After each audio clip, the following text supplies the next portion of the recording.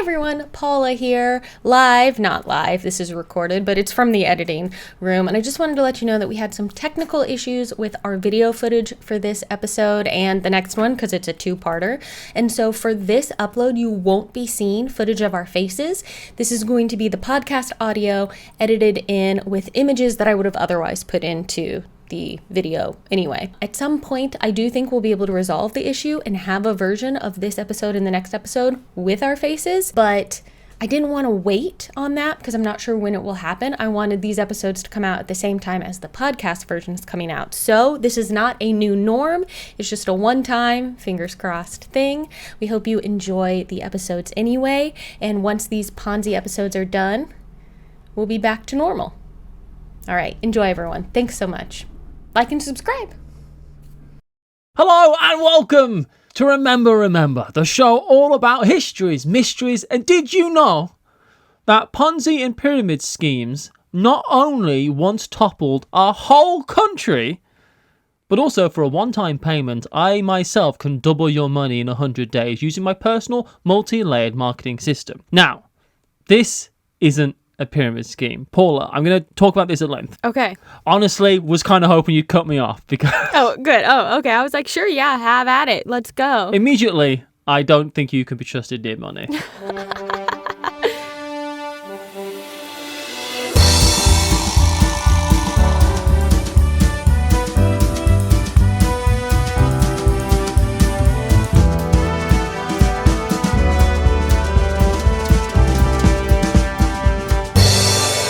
I'm joined by my friend, creative partner, and newly appointed lawyer, Paula, I can't handle vermouth, Deming. And for legal reasons, my name has been altered without my knowledge to protect me from further incriminating myself. I can't accidentally say I did it if I don't know who I am. Not sure that that actually will hold up in court, but for today, we'll just call you Matthew Jude. This week, we talk about a couple bad investments.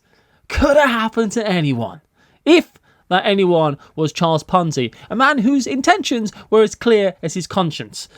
Was he the evil mastermind behind one of the greatest cons of all time? Or was he a well-intentioned, aspirational optimist whose circumstances always fell one step behind his plans? I suspect that by the end of this podcast, we all might have a bit of an opinion on that. The thing about this whole story, Paula, just going in, okay, just so you know. Yeah. While, yes, Ponzi was a crook, a con man, a swindler, they named the bloody scheme after him, Paula. Yeah, they sure did. I kind of like him. I feel like you end up kind of liking everyone we talk about. Look, he's a quandary. I can't respect what he did. He destroyed people's lives, lots of people's lives, but I think his heart was very often in the right place. Though I know that doesn't give solace to the victims, right? But he was relentlessly positive. He got punched to the ground time after time, but always got back up. Donned his trademark smile. He got knocked down. And moved forward. I knew you again. Couldn't not sing Tub Thumping. They're never going to keep him down. I knew you couldn't stop yourself. When I wrote this, I was like... I don't know why you didn't pause for me to do it, knowing that I would. Because I was just trying to believe that it wouldn't happen. He was, in many ways, an incredible man. But he was also Charles Ponzi. Best to start with what a Ponzi scheme is, because it was already a thing when Ponzi did his. It's not a new idea, and it's actually, in part, something known as borrowing from Peter to pay Paul. Right. Essentially, I say to you, this amazing opportunity to make great returns on investment, this is going to be fantastic. So you give me $100, and I'll give back to you $150 in 3 months. 50% increase beats any interest bank in the world. Oh, yeah. Yeah, big time. Especially with inflation the way it is right now. And With the economy, I mean, geez. The economy, right? The problem with this scheme is that, to begin with, I do it. I pay you back your money with the interest. Only thing is, there's no great idea behind it. I simply pay you your money with the money I've received from people who invested after you. It really is, in that sense, kind of multi-level marketing. In a sense. The people who are in early get the payout, and the people who are in later probably aren't going to. But the problem with the Ponzi scheme is this means a few things. Firstly, is with every dollar that I make, I actually also gain 50 cents worth of debt. You give me $1,000. I now have $500 worth of debt because I owe you $1,500. The scheme only works if I can get a constant stream of new investors. And at some point, if I actually want to make money, I gotta make some money too, Paula. I was going to say, how do you profit off of this? The way to profit from a Ponzi scheme is to cut and run. It's just to, at some point, not pay people. Wait until you have the most money invested in your business as possible, and then skip the country. It is possible to make money in Ponzi schemes other ways, but that would be putting some of the money at some point into other revenue schemes. Maybe you use the money to start an actual business. That's what the people think you're doing anyway. But you're not. You're just intending to cut and run. But the thing is, it's not really known if that was Ponzi's plan. Was he going to cut and run? He had a chance to go back to Italy. He even bought tickets to go back, but he didn't take the vacation or leave Boston because he didn't want to worry investors. And he did have, technically, he did have a plan to make the money. It's not a pyramid scheme. It is a sentence many people will hear over the course of their lives. But especially if an old friend from high school is reaching out to you on Facebook to talk to you about your skincare regime or your leggings. This whole thing really isn't a pyramid scheme, but they sometimes get mixed together. There's a fundamental difference between the two frauds, is that a Ponzi scheme normally requires investing in something with promised returns at a later date, whereas pyramid schemes normally offer a victim the opportunity to make money by recruiting more people into the scam. Right. So the people at the top get rich, and the unfortunate people who are at the bottom of the pyramid, when it collapses, are the ones that get screwed. Because with Ponzi's scheme, you just give them the money and then go get your returns later on. That's absolutely fine. You don't have to do anything. In a pyramid scheme, you have to get other people to enter in the pyramid scheme. Because you make money off of them. A pyramid scheme creates more con men, whereas a Ponzi scheme just needs one. Ponzi scheme just creates more fools. You've been burnt too many times, Paula. I mean, I don't want to say these people are foolish. They're hopeful. And there seems, the people who do it at first are like, it worked. Why wouldn't you be like, they got 50% back? Why wouldn't I do that? It's such a problem. The fact that Ponzi schemes have the tendency to work at the start, even if there's nothing backing it up. There are so many examples of pyramid schemes, though, that I want to just talk about quickly first. These normally rely on a fantastic product being available, quote unquote. Weight loss drinks, like with the 2005 Metabolife scheme. Have you heard of this one? Yeah, I think so. And there's the 1987 supplements that the United Sciences of America told its victims could cure AIDS. Oh my gosh. There was the Circle of Gold parties of the 70s where people straight up knew it was a pyramid scheme. They just didn't try to cover it up at all. The only marketing thing that they did was only recruit people who could afford to lose money. What? They thought they were Robin Hood? The point was, it's, hey, you can make a lot of money. Just go out and find a couple people who also have money. All a pyramid scheme is you give someone $50 and go get someone to give you $50 twice. You know, it's they're not overly complex.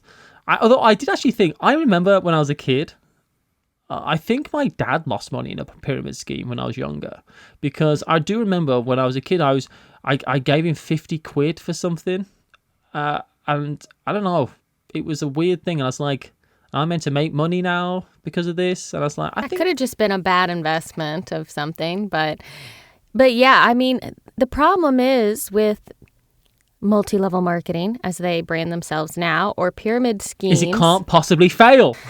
is that it's appealing. This idea of, well, I can work for myself. I can be my own boss. I can put the effort in that I want on selling this product that this company sells, and I'll end up making $5,000 a week or whatever, because there are some people in those systems who are making $5,000 a week.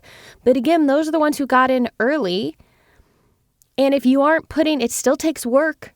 I think sometimes those things can turn out the way you want, but it is full-time work recruiting other people to be in your downline. And a lot of people buy into this idea that it's just like in your spare time while the kids are at school, you can do this and you'll make money, but you never make it. You never make that money. And you just spent all the money to buy the product that you need to have in stock to sell to other people. It's the myth of side hustles. But I can see the appeal as someone who freelances. I've been like, should I be?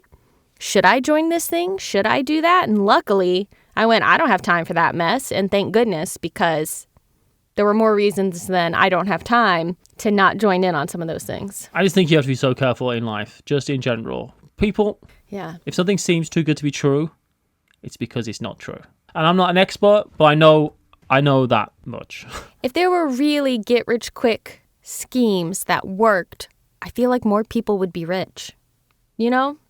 If it was that easy, more people would do it. More people would have that. Perhaps. I don't know. Yeah. I'll mention just quickly as well, one of the most devastating mixture of pyramid schemes and Ponzi schemes and all other levels of corruption was one that ended up causing the Albanian Civil War in 1997. Oh my gosh. What? So this civil war, sometimes called a rebellion, was ignited by pyramid scheme failures. The country was transitioning its economic plans after an election, but it was just so corrupt that people just set up a bunch of both pyramid and Ponzi schemes, whilst the government and finances of the country were weakened. And the government endorsed these plans. Most of them were in fact money laundering and arms trafficking fronts, which all of course went bust, leading to 2/3 of the population of Albania who had bought in. Wow. That's 2 million people. They lost $1.5 billion worth of money. And that's while the average income in Albania was $80 a month. Holy moly. Naturally, riots broke out with people demanding to get their money back from the government, who they believe were the ones profiting from the schemes. 2,000 people died. The resulting chaos toppled the government itself. Don't buy into pyramid schemes, people. Wow, I had no idea. I had no idea that pyramid scheme caused the collapse of a country. Oh, that's from the intro. You paid it off. I delivered on the intro. I delivered on it. You did it. The click was worth it. Hey, this is a YouTube video as well. You guys know, but it's the YouTube video as well. But we're talking about Ponzi and his schemes, where you're selling something, investing in something with the promise of a fantastic return. You just hand over your money and wait for the big dividends to be paid. So, Charles Ponzi was born in Italy, 1882. To a family whose wealth had dried up. Essentially, the family had been very well-to-do, but were now working class with a bit of a chip on their shoulder. Yeah, I bet. There's a frustratingly mixed stories of Charles Ponzi's childhood. Some saying he was a tearaway that stole money out of the church offerings, and others saying he was just a problem kid. But his family did send him to university, something that put him in the perceived upper echelons of society, only he didn't have the money to keep up with the people he hung out with, which is something that happens today, this day. People at Oxford and Cambridge, those places are so difficult for working class people to get by at, because you have to do this thing and you have to do this thing, and it'll cost thousands of pounds. Anyway, that's my own chip on the shoulder. They should just make a poor's club. Like, hi, welcome to Oxford. Your family makes below this amount of money. You get to join the poor's club, where you all do free activities while the rest of us hang out on our yachts. You can clean the yacht. Thanks. I appreciate that. Yeah, what is the club's activities? Well, it's mostly janitorial work. You can bring us our tea every afternoon. Man, this hurts. This kind of problem with money that Ponzi had was paired with his generosity. In bars and clubs and restaurants, this all meant that eventually he flunked out. So with one last $200 in 1903, the family sent him on a $20 ship to America to go off and make it big. For him, or to like bring back the money to them? I think a little bit of both. That's probably the idea. hey, if someone can make it big in a country where there's meant to be all this opportunity, it's Charles Ponzi. He's the right age. He's a man, of the time. It's 1903, remember? I think they're kind of like pinning their hopes on him in a way. Yeah, that's got to be some pressure. Also, by the time his ship made it to Boston, Ponzi only had $2.50, having gambled all his money away. Oh my gosh, I don't think it's me who has the problem with money. Going back to the intro, Matthew, I think it might be Charles Ponzi.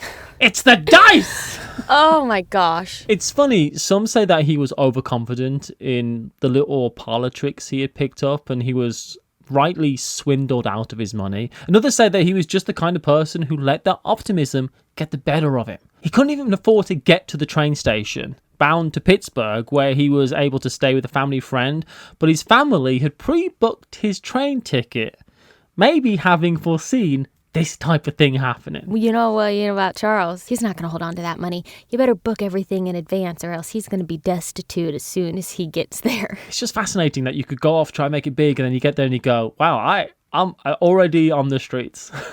Wow. So he bums around the East Coast doing odd jobs, sleeping in the restaurant he was working in. Something I know all about. Exactly. I used to sleep in the bar I worked in. Learning English, but eventually he moves to Montreal, where he gets a job in an Italian-owned bank called Banco Zarossi. Didn't we talk about Italian banks recently? I was going to say, not to be confused with in our episode about the Winchester Mystery House, we talked about the Bank of Italy, which eventually became Bank of America. I still don't understand how that's possible, but it certainly is. Also, maybe something to read into at this point in the story is that he was already using a fake name. Charles Bianchi. Interesting. Huh. To run away from all his debts. Perhaps, but the name Ponzi didn't have a negative connotation yet. Yeah, but unless it's related to him and the fact that he owes a bunch of people money. True. Maybe he's got debts already that he's trying to hide from. So he goes by a different last name. It's also important to mention that Banco Zarossi was offering what would later be known as a Ponzi scheme. Yeah. Banks. The other Italian bank, and it's Italian banks because Italian immigrants were small accounts, weren't welcome elsewhere, so these people came together to form these Italian banks, which I imagine is how... Well, I think that's why Bank of Italy. Yeah, exactly. The other Italian banks were able to give 2% interest. They invested the money, earning 3%, kept 1% for themselves as profit and paid out the other 2%. Okay. So they offered the 2% interest and made money on the extra percent that they got. But Banco Zarossi paid out 6%. And they managed to do this by robbing Peter to pay Paul. And Zarossi, by the way, who owned Zarossi and Banco Zarossi, eventually ran off to Mexico. Oh, the classic ending. Thus fulfilling the circle. The prophecy is fulfilled. Ponzi at this point makes a couple mistakes. Firstly, he forges a check, which resulted in him spending a couple years, notably for fraud, in jail in Canada. A detail which I'm sure won't come back to haunt him. No. And then 3 weeks later, he ends up in prison again, this time in Atlanta, for allegedly helping to smuggle Italian immigrants into the States. Though he says that he was just there as a translator, but in return for freedom, the immigrants testified against him. Ugh. That really feels like the deck was stacked against him for that one. I can't blame him on that one. That sucks. He was like, I just got out of here. Only been out for 3 weeks. I took this job because I need money so that I can... live beyond my means, and now I'm back in jail. So, again, it could have happened to anyone. Could happen to anyone. Ponzi always had a scheme, like a big idea. In many ways, he really was the kind of guy who would eventually make it big.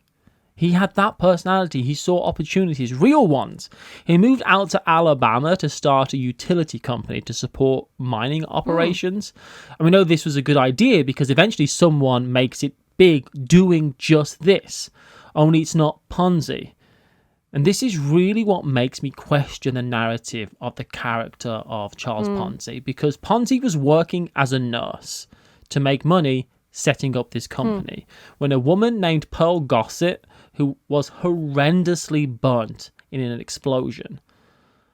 Ponzi, without knowing Pearl, donated 200 square inches of his own skin to pearl for grafts. Holy moly. This scarred him all over his back and legs, and he spent months recovering, by which time another company had set up providing the utility services to the mines.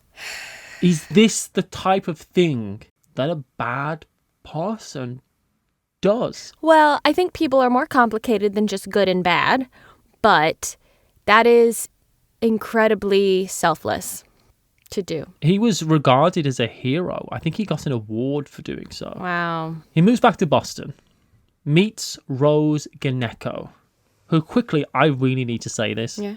Rose Gnecco, there's a photo of her, and she was She fit? unbelievably attractive. She is very good looking. I looked at her, I was like, wow, she's really good looking. Wow. I just needed to be on record saying that. Everyone on YouTube will now know what Matthew considers to be incredibly beautiful, because we will have a picture here. And on Rose, she didn't want the lifestyle that Ponzi wanted for her. She would return, eventually, the expensive gifts that he bought her. She'd urged him to buy a much smaller house than the mansion eventually he had planned out for her.